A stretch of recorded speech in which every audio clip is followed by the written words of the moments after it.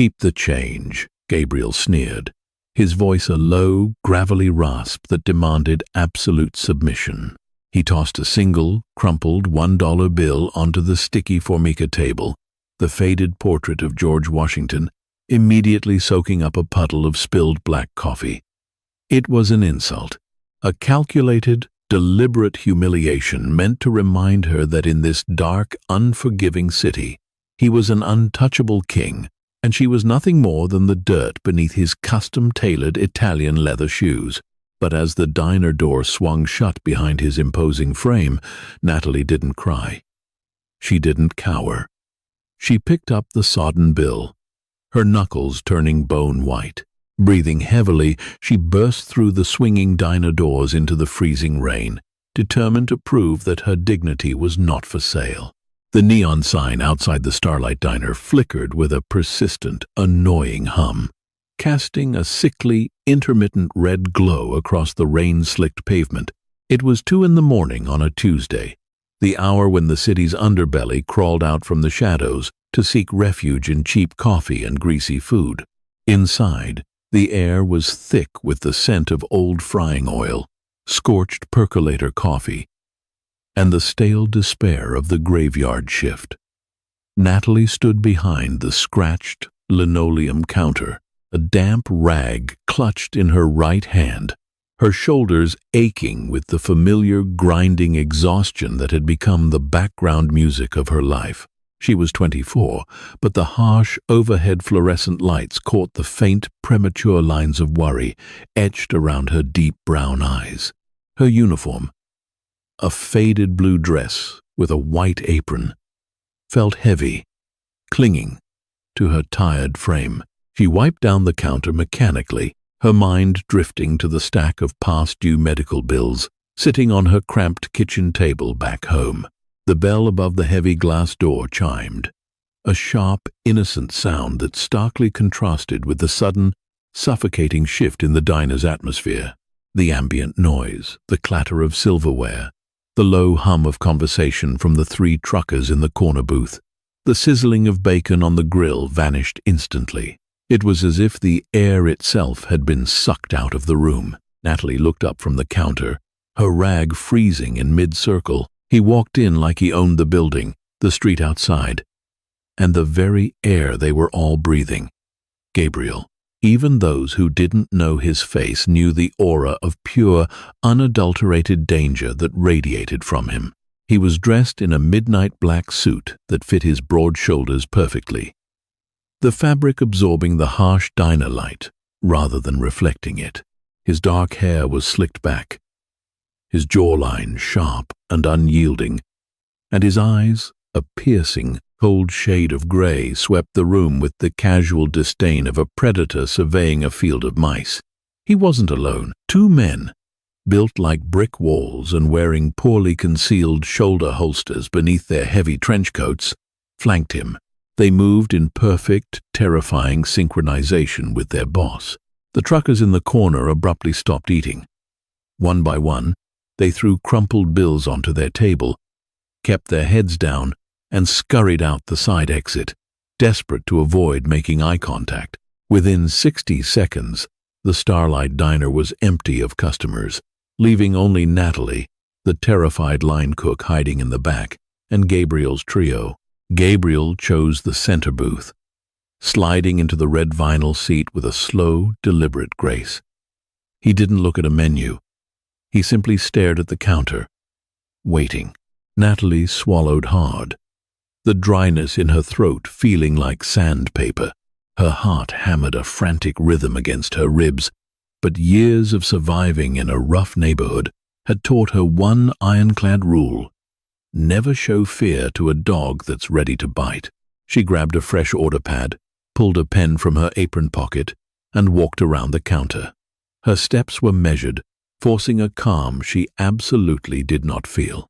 "What can I get for you?" she asked, her voice steady, betraying none of the tremors shaking her hands. Gabriel didn't answer immediately. He let the silence stretch, a power play designed to make her squirm. He looked her up and down, his gaze lingering on her frayed name tag, the cheap fabric of her apron, the exhausted droop of her shoulders. It was a look that stripped away her humanity, reducing her to an object, a servant, an insect. "Coffee," he finally said. His voice was quiet, yet it carried across the empty diner, vibrating with an unsettling authority. "Black, and a steak. Rare. If it's cooked a second past blue, you'll be eating it. We're a diner, sir. We have skirt steak," Natalie replied, maintaining eye contact. "It won't be what you're used to." One of the bodyguards shifted his weight, his hand twitching toward his coat. Gabriel raised a single gloved finger, stopping the man instantly. A microscopic smirk played at the corner of his lips. He was amused by her pushback. "Just bring it." Natalie turned on her heel and walked back to the kitchen, her spine stiff. The next 20 minutes were an agonizing exercise in tension. She poured his coffee, her hand remarkably steady as she set the thick ceramic mug before him. He didn't thank her. When she brought the plate, the best cut the terrified cook could manage, seared exactly as requested. Gabriel ate in silence, his eyes never leaving her, as she busied herself behind the counter. He was studying her, looking for a crack in her composure. When he finally finished, he motioned for the check with a flick of his wrist. Natalie calculated the total, ripped the pale green slip from her pad, and placed it face down on his table. $14.50, she stated clearly. Gabriel reached into the inner pocket of his suit jacket. He pulled out a sleek, black leather money clip holding a stack of crisp, perfectly aligned $100 bills. It was more money than Natalie made in a grueling, back-breaking month. He peeled off a single $100 and let it flutter onto the table. Then, with agonizing slowness, he reached into his trouser pocket and pulled out a single, crumpled, worn-out $1 bill. He placed the $100 in the center of the table to cover the meal. Then, he placed the crumpled dollar bill directly on top of the spilled coffee ring near the edge. He stood up, towering over her, his gray eyes locking onto hers with a chilling, predatory gleam. "Keep the change," Gabriel sneered, his voice a low, gravelly rasp that demanded absolute submission. It wasn't about the money. It was about the message. It was a calculated humiliation, a demonstration of his absolute superiority. He turned and walked toward the door, his bodyguards falling into step behind him. The bell chimed again, and they were gone, swallowed by the rainy night, leaving Natalie alone with the silence, the dirty plates, and the soaking wet dollar bill that felt heavier than an anvil. The diner was suffocatingly quiet, save for the relentless drumming of the rain against the large front windows. Natalie stood frozen at the edge of the booth, staring down at the soggy, stained dollar bill. George Washington's face was warping under the dark pool of cheap coffee. It was just $1. In the grand scheme of her chaotic, debt-ridden life, it meant absolutely nothing. But in that specific, agonizing moment, it meant everything. A hot, searing wave of heat rose from her chest, flushing her cheeks and burning behind her eyes.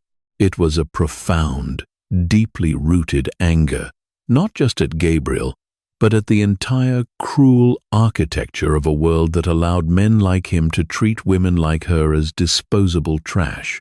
For months, she had bowed her head. She had smiled at rude customers, swallowed insults from her manager, and endured the terrifying threats of the loan sharks who hounded her for her mother's medical debts. She had shrunk herself to survive. But looking at that dollar bill, something inside Natalie snapped. A fragile, invisible wire that had been holding her immense pressure in check finally gave way. She didn't think about the consequences. She didn't think about the guns hidden under the bodyguards' coats, or the stories she had heard about Gabriel's syndicate leaving people in the bottom of the river. She reached out, her fingers trembling with pure adrenaline, and snatched the wet bill from the table. It tore slightly at the corner, the paper mushy and foul-smelling. She squeezed it in her fist, feeling the dirty water drip down her knuckles. "No," she whispered to the empty room. Then she moved. Natalie practically vaulted over the counter, her worn, slip-resistant shoes squeaking loudly against the linoleum. She burst through the heavy front doors, the bell jingling wildly above her head. The cold hit her like a physical blow. The rain was coming down in sheets, a freezing, blinding torrent that instantly soaked through her thin cotton uniform. The wind howled through the concrete canyon of the city street, whipping her hair across her face. Down the block, Gabriel and his men were just reaching a massive, idling black SUV. The streetlights reflected off the polished hood, illuminating the heavy droplets of rain. The bodyguard on the right reached out to open the rear passenger door for his boss. "Hey!" Natalie screamed. Her voice was raw, tearing through her throat, battling the noise of the storm. "Hey!" Gabriel paused. He didn't flinch or look surprised. He turned slowly, his expression an unreadable mask of stone. The two bodyguards instantly pivoted, their hands diving inside their coats, their bodies dropping into defensive stances.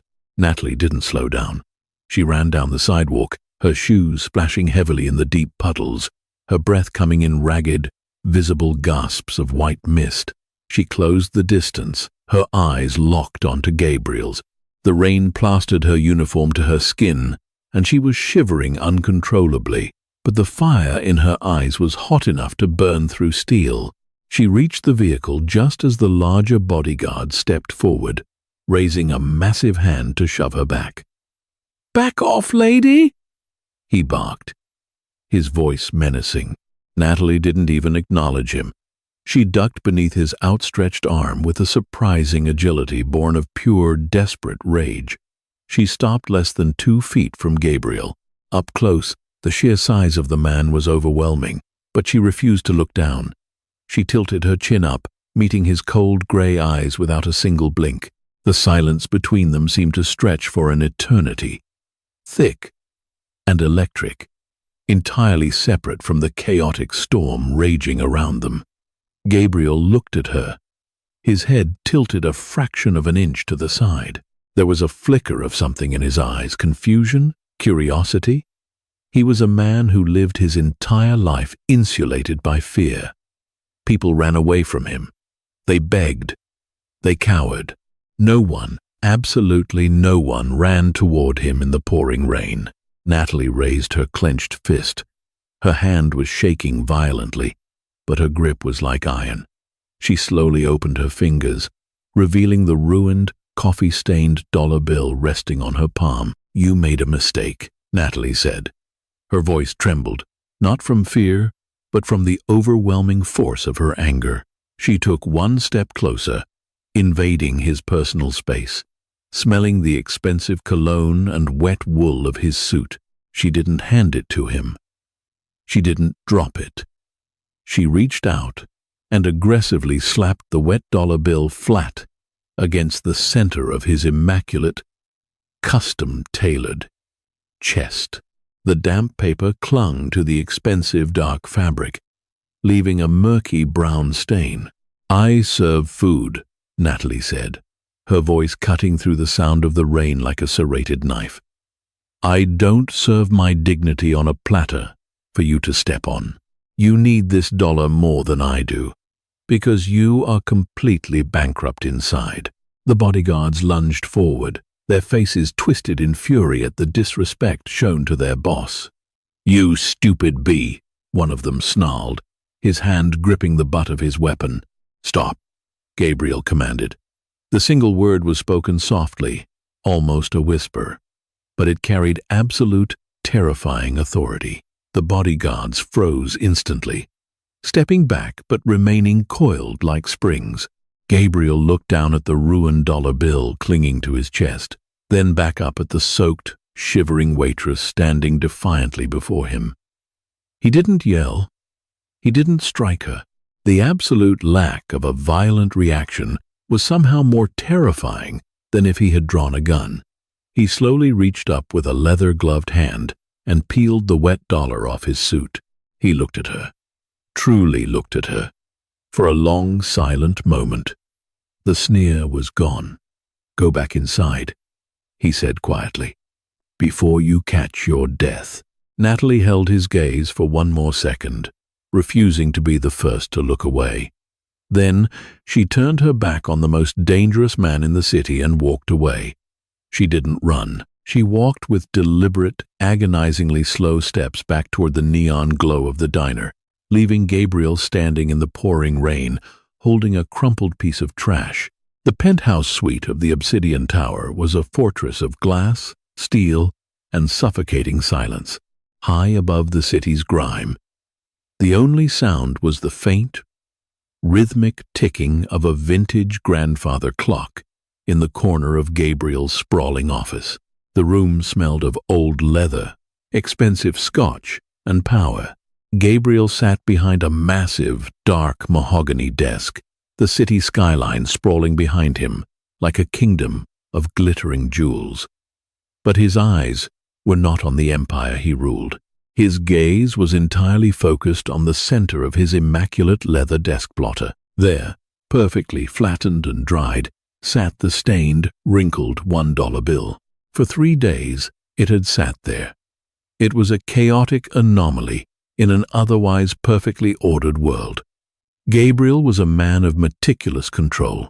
He had built his syndicate from the bloody streets up through sheer, terrifying calculation. He understood the mathematics of fear. He knew exactly how much pressure to apply to a politician, exactly how much pain to inflict on a rival, exactly how to buy loyalty when loyalty couldn't be beaten into a man. Everything in his life was a transaction, an equation with a predictable outcome. But the waitress, Natalie, she was a variable he couldn't solve.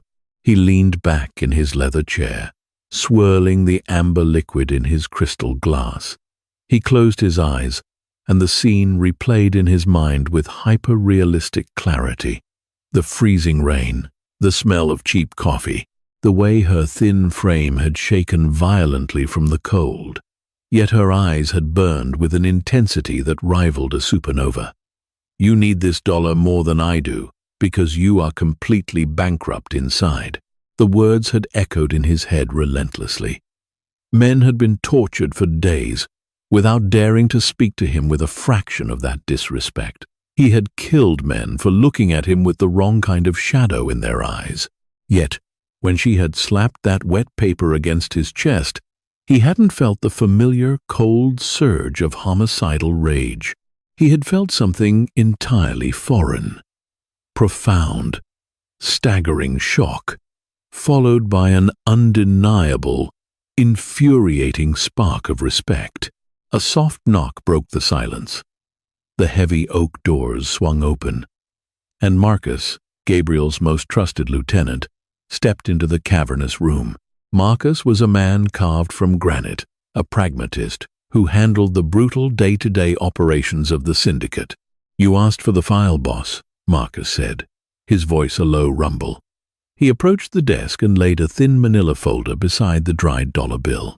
He glanced at the ragged piece of currency, his brow furrowing slightly. But he knew better than to ask. Gabriel set his glass down and opened the folder. The fluorescent lights overhead buzzed faintly as his eyes scanned the printed pages. He demanded comprehensive intelligence on his enemies. He hadn't expected the dossier of a late-night diner waitress to be so profoundly depressing. Natalie Hayes, age 24. No criminal record. Clean credit history until 18 months ago. Gabriel flipped the page. The bank statements and medical records told a brutal, silent story. Her mother, Marcus supplied, anticipating the question, diagnosed with aggressive stage 4 leukemia a year and a half ago, passed away 3 months ago. The treatments wiped out what little savings they had. The girl dropped out of community college to work full-time to pay for the care. She's drowning, Gabriel. 2 jobs. The diner at night, a laundromat during the day. She sleeps maybe 4 hours, but it's not enough. Not even close. Gabriel's jaw tightened. The debt, Medical bills are one thing, Marcus sighed, crossing his arms. But she got desperate toward the end. Needed money for an experimental trial that insurance wouldn't cover. She took a loan from one of Sal's guys. Gabriel's eyes snapped up, freezing on Marcus. Sal was a mid-level loan shark who operated under Gabriel's umbrella. He was a vicious, uncreative thug who specialized in squeezing blood from stones in the poorer district. "How much?" Gabriel asked, his voice dangerously quiet. 20 grand principal. But with Sal's street interest, she owes close to 40 now. He's been sending his dogs around to her apartment, giving her warnings. She has until the end of the week before they start breaking bones, or worse. Given her financial profile, she doesn't have a prayer of making the payment. Gabriel looked back down at the file, then slowly shifted his gaze to the dollar bill. The picture was complete, and it made the memory of the rain-slicked street even more staggering. She was a woman standing on the absolute edge of a cliff, carrying a crushing weight of grief and debt, staring down the barrel of violent loan sharks. She had absolutely nothing left to lose, except her life. And yet, when offered $100 that could have bought her groceries for a month, she had chosen to defend her pride over a crumpled $1 tip. She had risked her life, standing up to the apex predator of the city, simply because he had insulted her dignity. She wasn't stupid. She was unbroken. "Sal," Gabriel murmured, the name tasting like ash in his mouth. He suddenly felt a sickening revulsion toward his own organization. He built empires. Sal shattered the kneecaps of desperate, grieving daughters. "Do you want me to have Sal back off?" Marcus asked, watching his boss carefully. He had never seen Gabriel take an interest in a civilian, let alone a debtor. Gabriel closed the folder slowly, his mind racing through calculations. If he simply paid her debt, she would hate him. She had made it abundantly clear that she didn't want his money or his charity. If he ordered Sal to forgive the debt, it would show weakness in the ranks, a disruption of the established order over a girl. "No," Gabriel said finally, his voice returning to its normal, icy calm. He picked up the dried dollar bill and slipped it into his breast pocket, right over his heart. "Tell Sal to proceed exactly as he normally would. Let him make his move." Marcus frowned, confused. "Boss, if Sal's guys get their hands on her, they won't," Gabriel interrupted, standing up. He buttoned his suit jacket, his eyes fixed on the city lights below, a dark plan forming in his mind. "Because I will be there." The Starlight Diner in the late afternoon was a different beast than in the dead of night. The harsh neon glow was replaced by the dusty, slanted rays of the setting sun cutting through the grease-streaked windows. The crowd was louder, tired construction workers, exhausted office staff grabbing a quick bite before the commute home, and teenagers occupying the booths with sodas they nursed for hours. Natalie was moving at a frantic pace. Her hair, usually tied back neatly, had loose strands sticking to the sweat on her forehead. She was balancing 3 plates of meatloaf on one arm, while pouring a refill of iced tea with her free hand. She was running on purely fumes, the exhaustion in her bones vibrating at a frequency that felt like physical pain. But the frantic pace kept her mind off the looming deadline. 48 hours. That's what Sal's men had told her when they cornered her in the hallway of her apartment building that morning. 48 hours, or they would start taking pieces of her. She swung past the register, dropping off a ticket, when the bell above the door chimed. It was a normal sound, but Natalie's instincts, honed razor-sharp by recent trauma, screamed at her. The ambient noise of the diner didn't vanish this time, but the atmosphere near the entrance thickened. She turned, a forced customer service smile halfway formed on her lips, and froze. Gabriel was standing just inside the doorway. This time, he wasn't flanked by his giant enforcers. He was alone.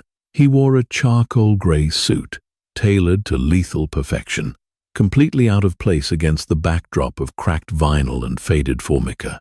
The afternoon sun hit his face, highlighting the sharp angles of his cheekbones and the terrifying, calm intensity in his gray eyes. He didn't survey the room. His gaze locked onto her the second he walked in.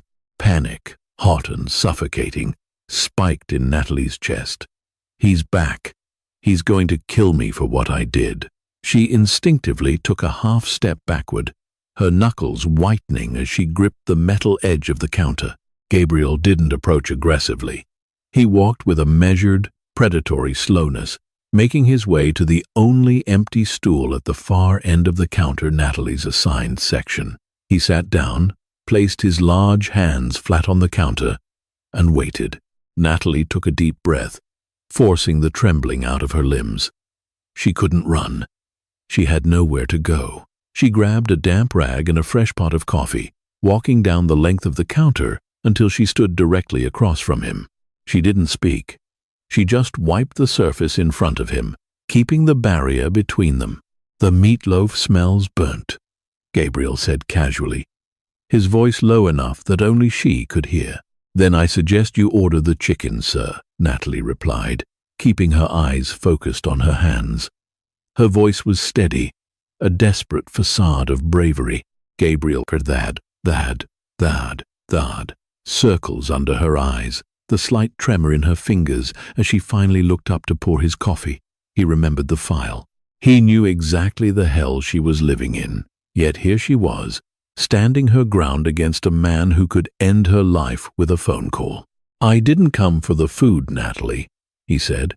Hearing him say her name sent a cold shock down her spine. "How do you know my name?" "I know everything about you," Gabriel stated plainly. It wasn't a threat. It was a simple statement of fact. "I know about your mother. I know about the 2 jobs. And I know about the $40,000 you owe to a man named Sal." Natalie stopped pouring. The coffee overflowed the mug, spilling hot brown liquid over the saucer and onto the counter, burning her fingers. She gasped, dropping the pot with a clatter, and grabbed a napkin to mop it up, her mind spinning wildly. "Did you come here to gloat?" she hissed, leaning in close, her anger briefly overriding her terror. "Or did Sal send his boss to collect personally? Because if you're here for money, you're wasting your time. You can kill me right here, but I don't have it." Gabriel didn't move as the hot coffee pooled near his sleeve. He just looked at her, his expression softening by an imperceptible fraction. "I'm not here to collect, Natalie, and I am not going to hurt you. I came to ask you a question." Natalie paused, the wet napkin clutched in her hand. She stared at him, bewildered by the lack of malice in his voice. "What question?" Gabriel reached into his breast pocket. Slowly, he withdrew the crumpled, coffee-stained $1 bill. It was flattened out now, but the dark stain still marred the center. He placed it gently on the dry side of the counter between them. "Why?" he asked. His voice was intense, demanding an honest answer. "You are drowning in debt. You are terrified. You have every reason in the world to swallow your pride and take whatever money is thrown at you. $100 was on that table. Why did you chase me into the rain to give this back?" Natalie stared at the dollar bill, then up at Gabriel. The sheer arrogance of the question infuriated her. He lived in a world where everything had a price tag, where dignity was just a commodity to be bought and sold. "Because if I took it, then I'm exactly what you think I am," she said, her voice trembling with raw emotion. "If I took your $100, then that dollar bill wasn't an insult. It was my price. My mother raised me to believe that the only thing you truly own in this world is your self-respect. You can take my apartment. Sal can break my legs. But nobody gets to buy my dignity. Not for $100 and not for $1 million. She grabbed the dollar bill from the counter, walked over to the trash can, and threw it in. "I'm working," Natalie said, turning her back on him to grab the coffee pot. "Drink your coffee or leave," Gabriel sat in silence for a long time. He watched her work, watching the furious, exhausted, unbreakable spirit of the woman behind the counter. For the first time in his adult life, the Mafia boss felt small. He reached into his pocket, pulled out a crisp, uncreased $100 bill, and slid it under the edge of his saucer. It wasn't an insult this time. It was an apology. He stood up and walked out of the diner without looking back, knowing perfectly well that she would throw that bill in the trash too. The hallway leading to Natalie's apartment smelled of boiled cabbage and damp rot. The flickering fluorescent tube overhead buzzed like an angry hornet, casting strobe-like shadows across the peeling wallpaper. It was nearly 3 a.m.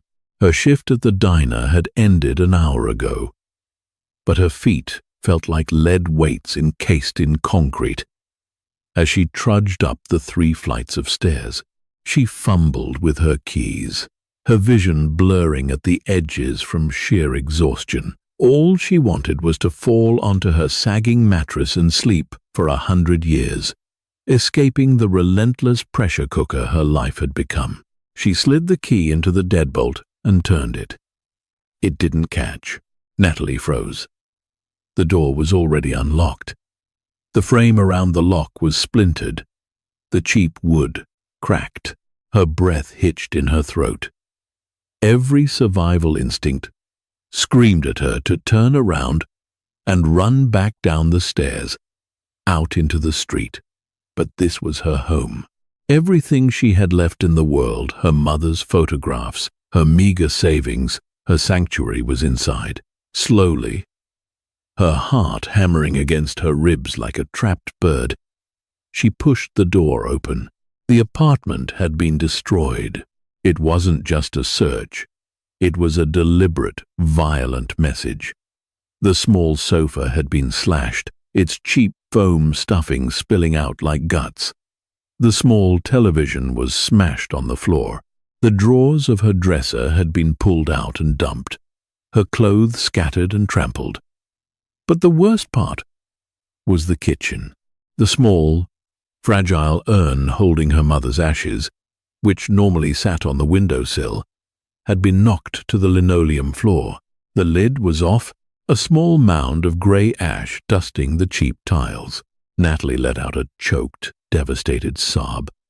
She dropped to her knees, heedless of the glass from a broken water glass, and frantically began trying to scoop the ashes back into the urn with her bare hands. Tears blinded her, hot and fast, mixing with the dust. It's a shame, really. Place was a dump anyway, but still a shame. Natalie gasped, spinning around. Sitting in the shadows of the corner, leaning back in her only intact kitchen chair, was a man. He struck a match, the sudden flare illuminating a pockmarked face, a broken nose, and cold, dead eyes. He lit a cigarette, inhaling deeply. 2 other massive men stepped out from the darkness of her bedroom hallway, blocking her only exit. It was Sal's men, the collector. They called him the dentist on the streets, a nickname Natalie desperately didn't want to understand. "You missed your payment yesterday, Natalie," the man said, his voice a sickeningly sweet drawl. He stood up, towering over her as she knelt on the floor. He casually ground the heel of his boot into a photograph of her mother that had fallen from the wall. "I told you," Natalie pleaded, her voice cracking. "I told you I need more time. I'm working double shifts. I just need another week. I can get you $2,000 by Friday." The man laughed, a harsh, barking sound. "$2,000? Sweetheart, the interest alone this week is $3,000. You're moving backward. Sal is losing his patience. He feels like you aren't taking your obligations seriously." "I am," she cried, scrambling backward as the man took a step forward. "I swear I am." "Sal doesn't want your sweat, Natalie. He wants his money, or he wants collateral." The man crouched down, suddenly grabbing her by the jaw with a vicious, bruising grip. His fingers dug into her cheeks, forcing her to look into his dead eyes. He smelled of stale smoke and cheap mints. "You're a pretty girl, tired, but pretty. There are places Sal knows where a girl like you can work off 40 grand in a year. Hard work, but it pays the bills." Bile rose in Natalie's throat. Pure, unfiltered terror washed over her. She tried to pull away, but his grip was like a vice. "You have 24 hours, the man whispered, his breath hot against her face. "Tomorrow night, at the diner. We come to collect. If you don't have the cash, you come with us. If you scream, if you call the cops, we'll make sure you regret it for a very, very long time. Understand?" He shoved her backward. Natalie hit the floor hard, her head cracking against the lower cabinet. Stars exploded in her vision. The men didn't linger. They laughed quietly, stepping over the debris of her life, and walked out the door, leaving it hanging open on its broken hinges. Natalie lay on the floor for a long time, the silence of the destroyed apartment pressing down on her. The crushing weight of despair finally broke her. The defiance that had fueled her against Gabriel evaporated, leaving only a hollow, terrified shell. She curled into a ball on the cold linoleum, staring at the scattered ashes of her mother, and wept until she had no tears left. There was no way out. The jaws of the trap had finally snapped shut, and she was entirely alone in the dark. The atmosphere inside the Starlight Diner was oppressively heavy, like the air right before a violent thunderstorm. It was 11:45 p.m. The dinner rush had cleared out, leaving only a few stragglers who nursed their coffees. Oblivious to the terror radiating from the waitress behind the counter, Natalie was a ghost. Her skin was pale, her eyes hollow and ringed with dark shadows. She moved mechanically, wiping down the same spot on the counter for 5 minutes, her mind entirely consumed by the ticking clock in her head. Every time headlights swept across the diner windows, her breath caught in her throat. She had tried calling every relative, every distant friend she had, begging for a loan. She had been rejected by everyone. She had $74 in her pocket. It was a death sentence. At 11:55 p.m., the heavy glass door swung open. The bell chimed, a cheerful sound that felt like a funeral toll to Natalie. The 3 men from her apartment walked in. The leader, the pockmarked man they called the dentist, smiled. It was a cruel, predatory stretching of lips. He swaggered toward the counter, his massive enforcers flanking him, their eyes scanning the room, intimidating the remaining customers into quickly averting their gaze. Natalie's legs gave out. She grabbed the edge of the sink behind the counter to keep from collapsing, her knuckles turning white. She couldn't breathe. The walls of the diner seemed to be closing in on her. "Evening, sweetheart," the leader said, leaning heavily against the counter, right over the spot she had been cleaning. He tapped his thick fingers against the formica. "Time's up. Sal's waiting." "You got his money?" Natalie opened her mouth, but no sound came out. She shook her head slowly, a single tear escaping and tracking down her bruised cheek. "That's a shame," the man sighed, his voice dropping the mock sweetness, turning instantly cold and professional. "Get your coat. We're going for a ride." "No," Natalie whispered, her voice barely audible. "Please, I can't." The man reached across the counter, his massive hand shooting out to grab her by the wrist. His grip was agonizing, twisting her arm painfully. "I wasn't asking." Smash. The sound of shattering ceramic echoed like a gunshot through the diner. The leader froze, his grip on Natalie's wrist loosening in shock. He whipped his head toward the source of the noise. Sitting in the far corner booth, shrouded in the shadows, a man slowly stood up. He had been sitting there for an hour, entirely unnoticed, nursing a black coffee. He had just dropped his thick ceramic mug directly onto the floor, shattering it into dozens of pieces. Gabriel stepped out of the shadows. He wasn't wearing a suit tonight. He wore a dark wool peacoat over a black turtleneck, making him look less like a businessman and more like a highly trained executioner. His face was an absolute mask of terrifying, lethal calm. He walked slowly down the aisle between the booths, his heavy boots making no sound on the floor. The three loan sharks turned to face him, their hands instinctively reaching inside their jackets. They were thugs, used to intimidating the weak. But as Gabriel stepped into the overhead light, recognition dawned on their faces. The leader's cocky swagger vanished instantly, replaced by a sudden, sickly pallor. "Mr. Gabriel," the leader stammered, stepping away from the counter and releasing Natalie completely. His voice shook. We didn't know you were here, sir. We're just collecting for Sal. Official business." Gabriel didn't look at them. He walked past the three massive men as if they were nothing more than inconvenient pieces of furniture. He stopped directly in front of the counter, looking down at Natalie. He saw the fresh bruise on her cheek, the terror in her eyes, the way she was shaking. A dark, terrifying storm brewed in his grey eyes, a violence so profound it made the air temperature drop. He finally turned his head to look at the leader. "Sal's business," Gabriel said softly, "is my business." "Yes, sir."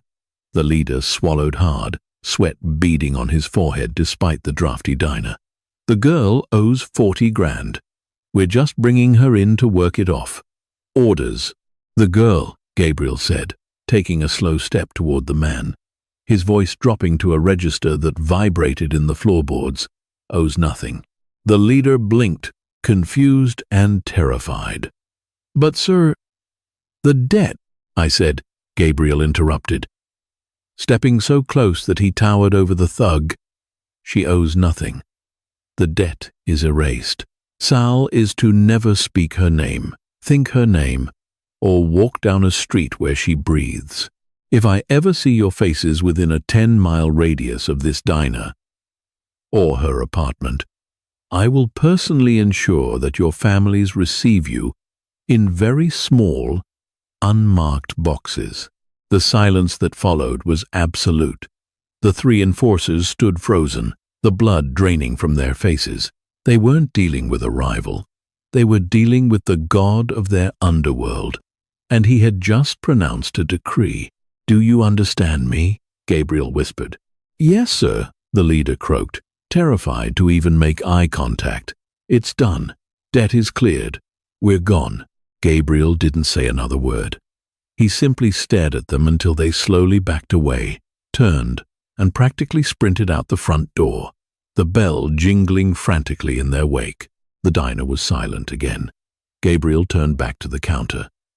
Natalie was still clutching the sink, staring at him with a mixture of profound relief and a new, entirely different kind of terror. He had just saved her life, but he had done it by revealing the terrifying, absolute monster he truly was. "Are you hurt?" Gabriel asked, his voice losing the lethal edge, returning to a quiet, almost gentle tone. Natalie stared at him, the reality of the situation crashing down on her. The man who had humiliated her with a dollar bill had just shielded her from the wolves, but he was the king of the wolves. She slid down the front of the cabinets, collapsing onto the floor behind the counter, burying her face in her hands, and finally, completely, broke down. The diner's closed sign was flipped outward, the deadbolt thrown. The fluorescent lights had been shut off, leaving only the dim, amber glow of the emergency lights over the kitchen door and the ambient streetlight filtering through the blinds. Natalie sat in a booth near the back, a mug of lukewarm water wrapped in her trembling hands. Gabriel sat across from her.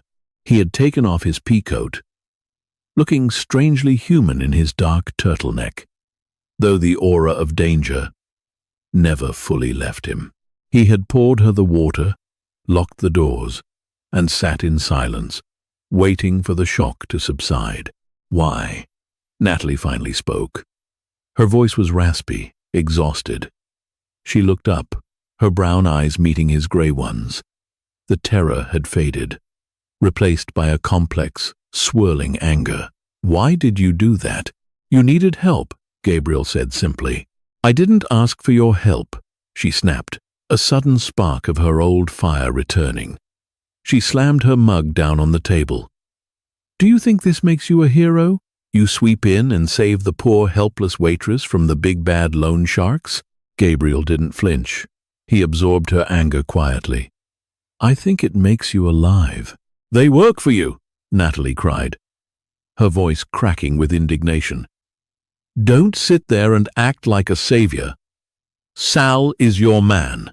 Those thugs who destroyed my apartment, who poured my mother's ashes on the floor, who threatened to sell me they only exist because you allow them to exist. You're the top of the pyramid. You're the reason the poison is in the water." Gabriel's jaw tightened. He looked away, staring out the window into the rainy night. For years, he had operated with a ruthless pragmatism. The people his syndicate hurt were statistics, acceptable collateral damage in the pursuit of absolute power and order. He had insulated himself from the ground-level brutality.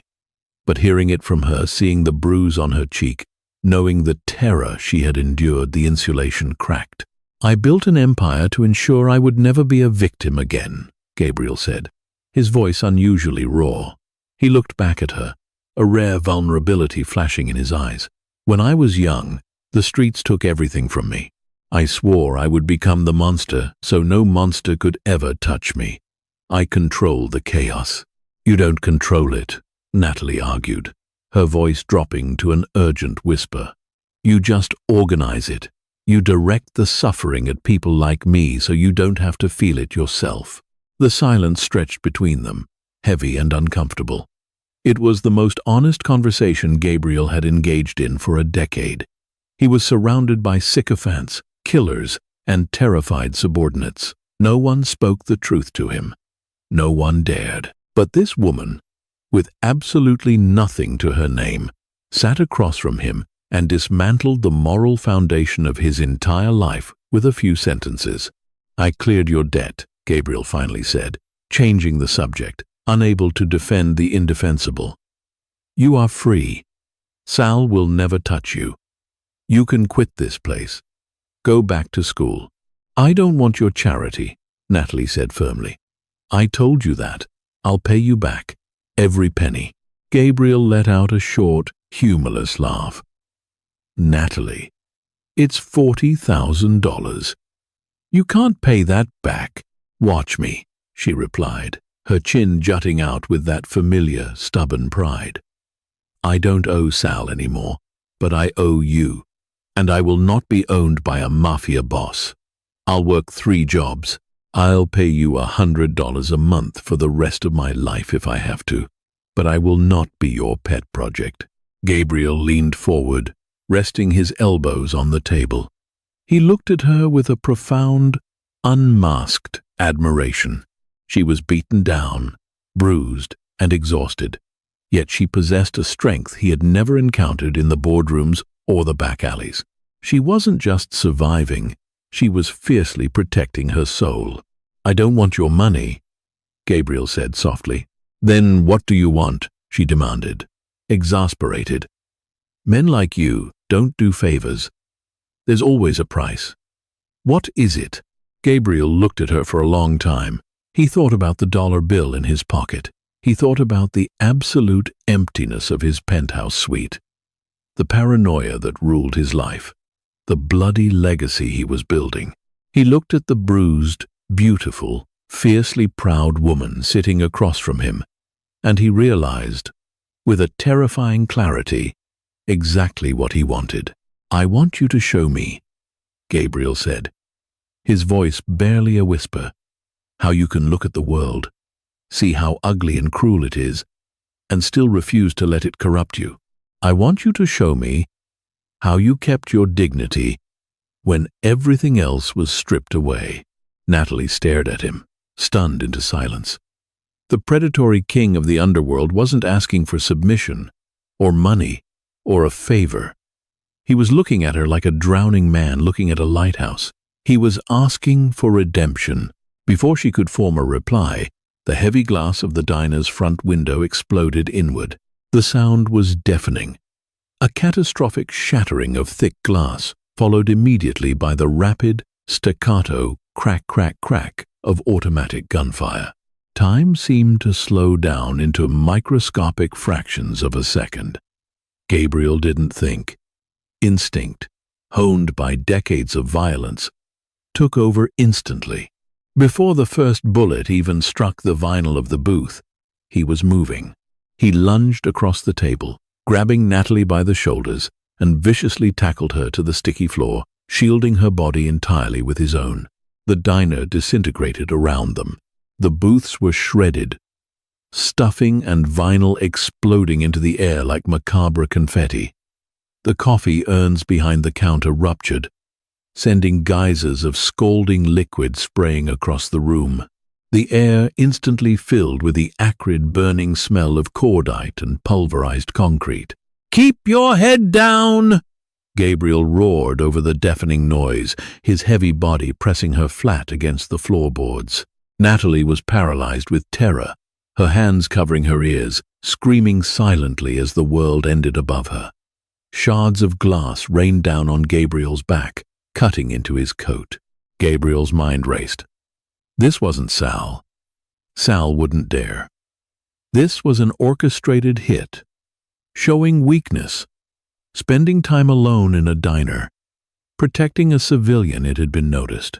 A rival faction within his own syndicate, or perhaps an outside family, had seen a vulnerability and struck.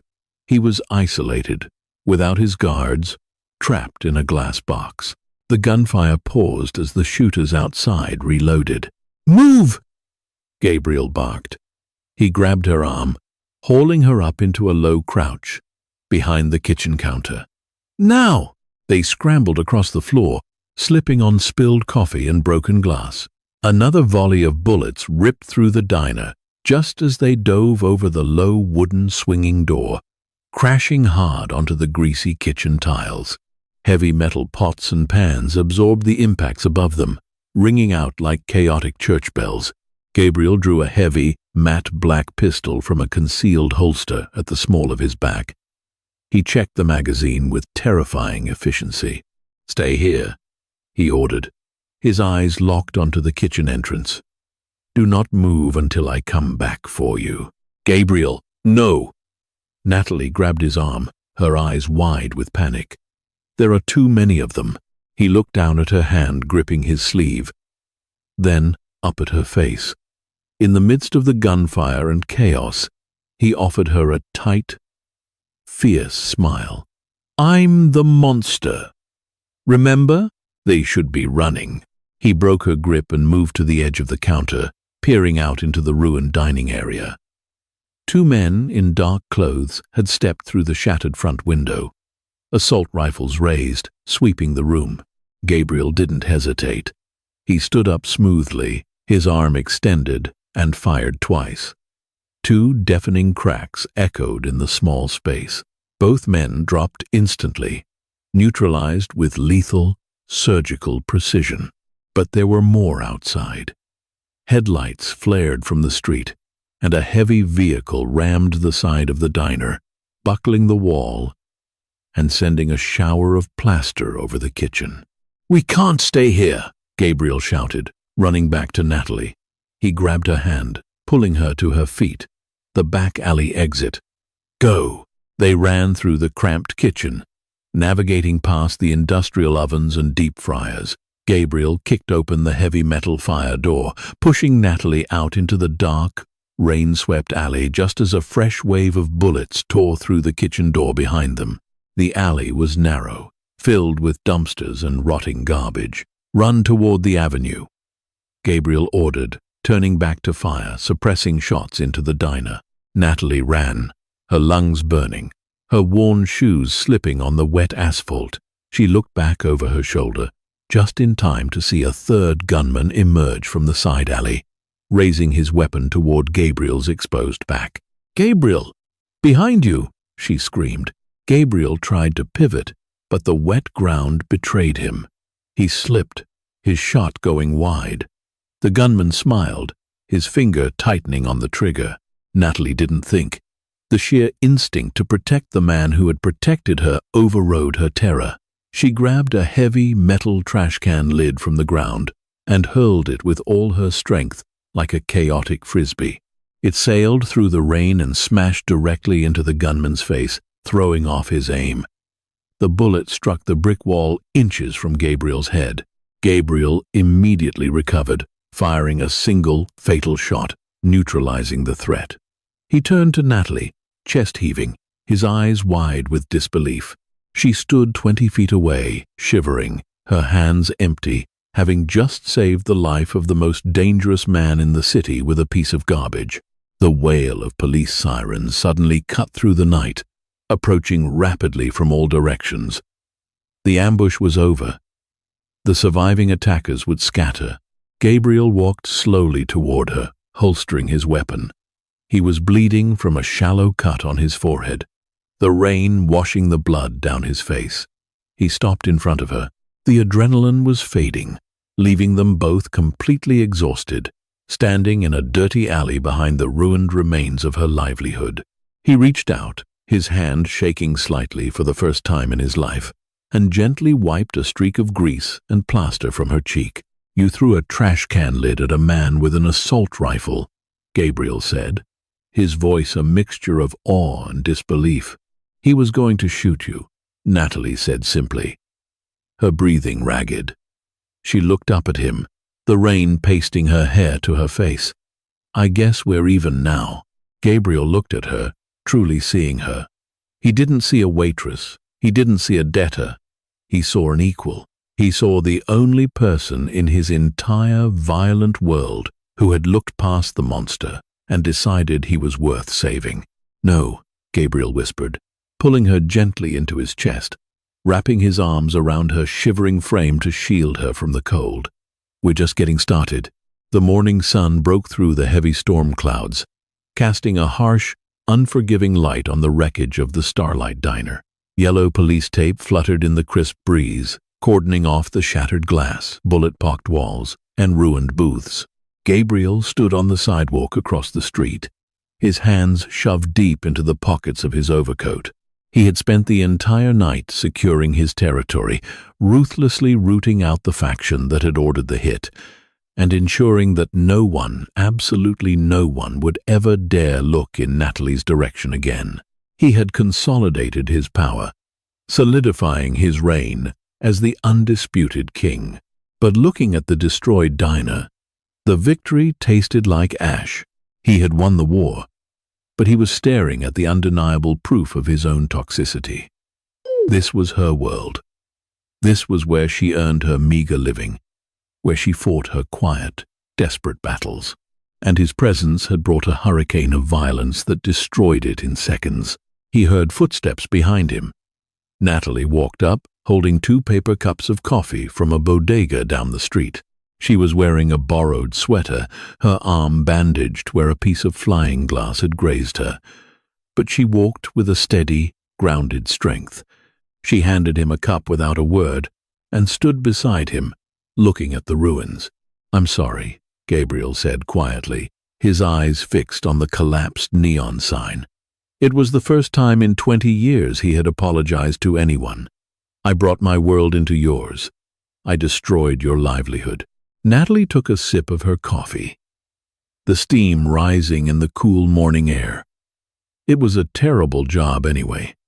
The coffee tasted like battery acid, and the tips were horrible.